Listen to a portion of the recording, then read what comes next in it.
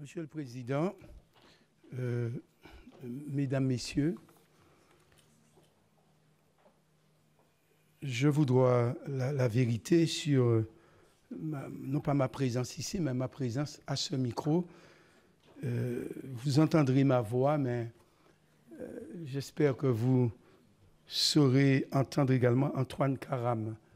Je parle en son nom, qui a dû nous quitter précipitamment pour des raisons de famille, et qui est dans un avion certainement actuellement, et qui me demande de le représenter. Donc, les références de mes propos ne seront pas martiniquaises, mais pour une fois guyanaises. La Guyane constitue la plus grande réserve de biodiversité française. Fait encore insuffisamment connu, me semble-t-il, et contribue largement au rayonnement scientifique de la France dans ce domaine. Je suis donc particulièrement heureux d'ouvrir cette deuxième table ronde intitulée « Des milieux et des espèces remarquables mais fragiles. Quelles actions pour relever le défi de leur préservation ?» qui vise un enjeu central de la Guyane. Comme pour les autres territoires du bassin atlantique que nous étudions cet après-midi, les richesses naturelles sont certes remarquables, mais aussi très vulnérables. Je rappelle que la Guyane est couverte de forêts primaires sur plus de 90% de sa superficie. Elle abrite plus de 5500 espèces végétales, dont plus d'1 millier d'espèces d'arbres, de centaines d'espèces d'oiseaux, incluant une importante faune rapace, près de 180 espèces de mammifères, plus de 500 espèces de poissons, une centaine d'espèces d'amphibiens. Et on estime qu'une grande partie de sa biodiversité reste encore à découvrir. Au-delà de ces atouts, la Guyane est devenue, au fil de la déforestation de la forêt amazonienne et de l'exploitation des zones toujours plus étendues, le symbole de la biodiversité à protéger et en quelque sorte le poumon de la planète. Au sein de l'Amazonie, qui s'étend sur 8 pays d'Amérique du Sud, représente 6,5 millions de kilomètres carrés de forêt et compte 2200 espèces animales, 40 000 espèces végétales. La Guyane fait figure d'une vitrine européenne de la préservation de la forêt amazonienne. Cette forêt amazonienne est encore aujourd'hui le domaine du jaguar, du puma, de la loutre géante, du singe araignée, de l'anaconda, de l'aigle harpie. Mais pour combien de temps encore? La Guyane, c'est bien sûr aussi une réalité humaine avec ses spécificités. Une population estimée à 270 000 habitants par l'INSEE, mais nous savons bien qu'elle dépasse largement les 300 000 si l'on prend en compte l'immigration clandestine, véritable creuset culturel où se mêlent les peuples amérindiens, bushinangais, Hmong, créoles, chinois, etc.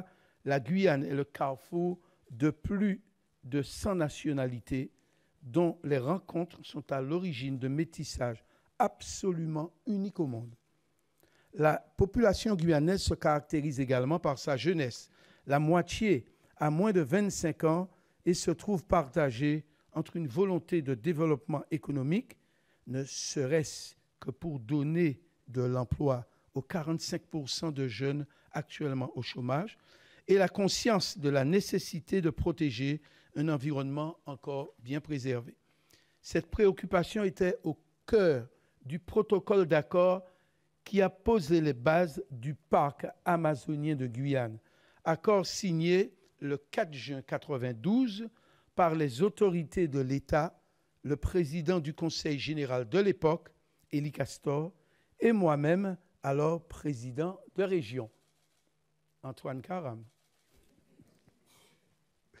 Le parc naturel régional de la Guyane, créé à l'initiative de la région, traduit à la fois la reconnaissance de l'importance du patrimoine naturel, culturel et paysager des 6 communes couvertes, le souhait de créer un support pour préserver, valoriser ce patrimoine et la volonté d'en faire un vecteur de développement économique.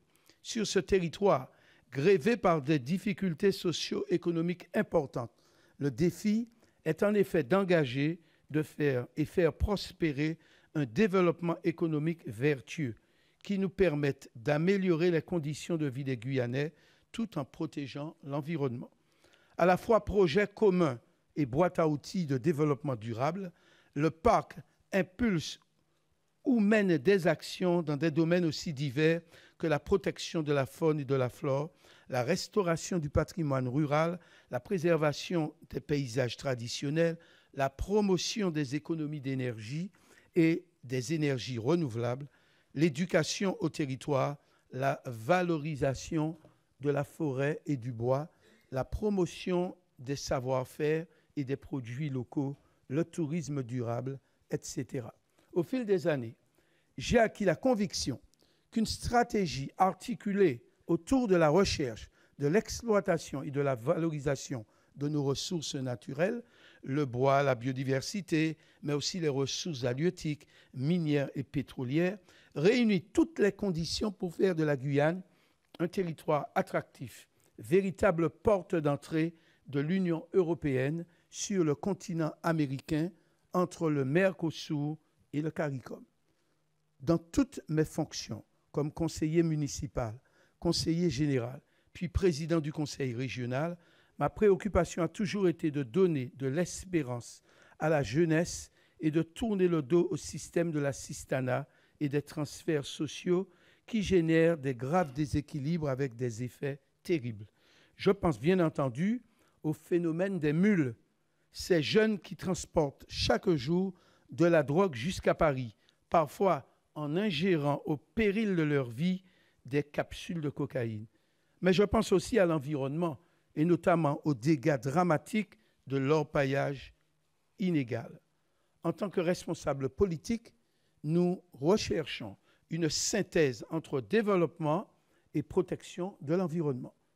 C'est tout le débat autour du projet de la Montagne d'Or, dont le ministre de l'Écologie, François de Rugy, a estimé que, compte tenu de son impact environnemental, le projet n'était pas au niveau. À l'issue du dernier Conseil de défense écologique, on a appris que le projet de réforme du Code minier veillerait à l'avenir à ce que soient réunies 3 conditions pour délivrer un titre. La prise en compte des enjeux environnementaux, la prise d'engagement sur les impacts sociaux et économiques du projet et l'assurance du consentement des populations. Si j'étais moi-même sceptique sur le projet Montagne d'Or, notre approche ne peut pas être seulement défensive. On ne peut plus se contenter de vœux pieux sur le potentiel d'un développement économique durable en Guyane. Il nous faut un choc économique et une vraie ambition. L'économie de la biodiversité doit émerger en valorisant notamment les savoirs traditionnels des communautés autochtones et en s'appuyant sur les organismes de recherche et de développement, tout ceci avec le consentement préalable, libre et éclairé des peuples autochtones et dans le respect du protocole de Nagoya, consacré par la loi biodiversité promulguée le 9 août 2016. À cet égard, je suis particulièrement impatient d'entendre tout à l'heure vos interventions, et en particulier celle de Sylvain Quilinan sur la valorisation des fruits du palmier Awara par la communauté Kalina. Je note enfin que l'idée selon laquelle la biodiversité puisse constituer un des catalyseurs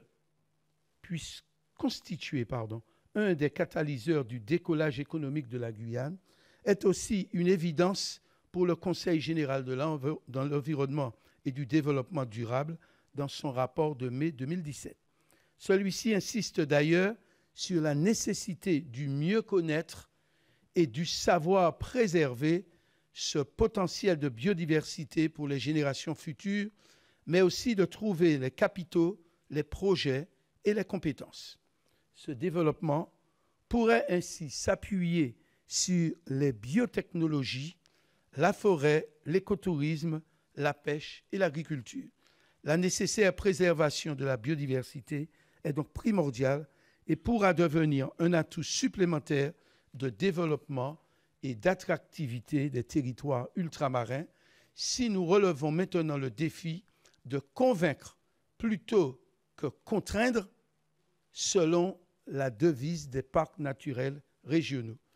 Je vous remercie pour votre attention. C'était Maurice Antiste pour Antoine Karam.